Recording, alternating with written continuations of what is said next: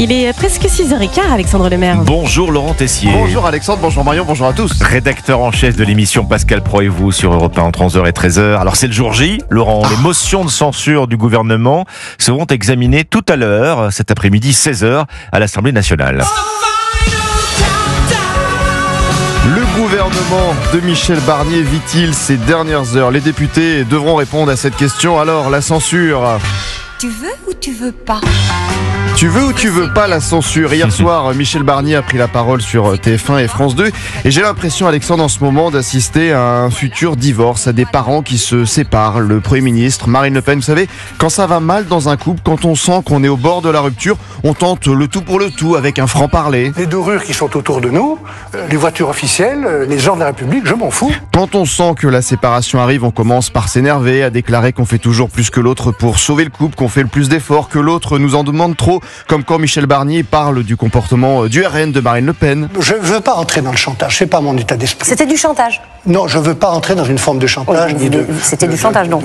Non, c'est pas du chantage. Quand on sent que la séparation arrive dans un couple, on tente de suivre les conseils d'amis proches pour ne pas inquiéter les enfants, en l'occurrence les Français. Nous, sur ce qui va arriver, Emmanuel Macron a appelé à ne pas faire peur, ce qu'a suivi Michel Barnier. Il a raison de dire qu'il ne faut pas faire de catastrophisme. Mais une minute plus tard... Si la motion de censure passe, tout sera plus difficile et tout sera plus grave. Mais on finit par reconnaître que tout n'a pas été parfait, qu'on a aussi des reproches à se faire. Bien sûr, je n'ai pas tout bien fait, même si je continue à penser que je dois faire bien et que j'ai fait de mon mieux. Et vous parlez au futur, hein, vous vous projetez encore. Oui, parce que je suis toujours dans le futur. Quand une séparation est proche, il faut vraiment compter sur ses amis. Il y a ceux qui vous redonnent confiance. Mais non, vous allez rester ensemble, ça va marcher. Comme le ministre de l'Intérieur, Bruno Retailleau, hier sur TF1. Je fais le pari d'abord que Michel Barnier, nous parviendrons à écarter la motion de censure. J'y crois.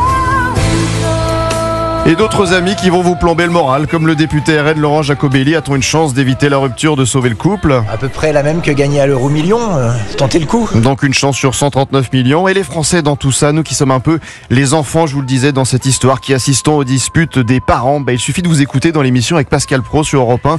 Comme hier, le coup de gueule de Christophe, 54 ans, chauffeur poids lourd. Prenez aujourd'hui un salaire de 1500 ou 1700 euros, prenez ça pour vous tous les mois, achetez votre voiture, payez votre crédit de voiture, payez votre gasoil, payez votre loyer, payez votre nourriture. Les trois quarts des ministres, ils savent même pas le prix d'une baguette. Donc faut arrêter quoi. Donc vous pouvez pas comprendre les Français.